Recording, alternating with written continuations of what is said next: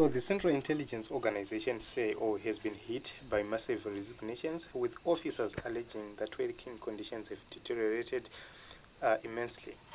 This is a very sad report, a report which we never expect to see in the nation of Zimbabwe, because the CIO, it presides over the state security, the overall state security.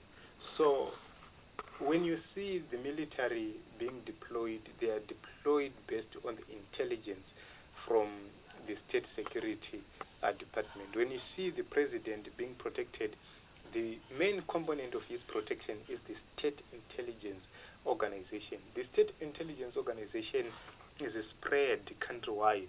Their mandate and mission is to make sure that they gather as much information as possible regarding to threats which might come to the nation and any other useful information which is needed in the security of the country. So when you see those people resigning, it shows that there is something wrong within the system.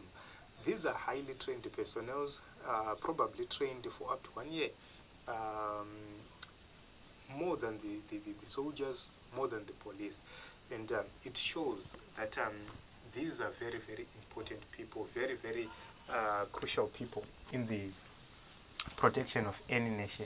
So if you read the word state security, you need to understand that the state is the key issue here.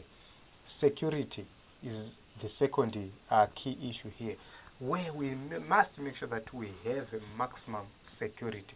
So without the state security, it means that we are not safe as citizens. It means that nobody is safe in the country. So we have been telling this.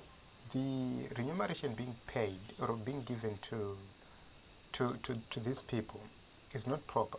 Go to the civil servants, the entire civil service.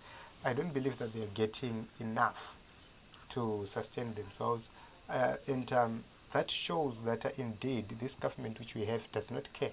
Because if they had cared, or if they cared, we would have seen them prioritizing the payment of civil servants, because these are the people who implement government policies. If you go to the Ministry of Justice, they have judicial officers running down to the last person, being the watchmen, the office orderlies.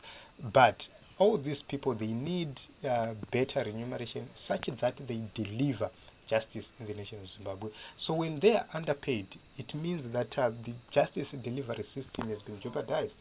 If you go to the security sector as well, the same applies. They need better salaries, commensurate salaries, such that they don't take bribes, they don't go out of their mandate trying to make ends meet.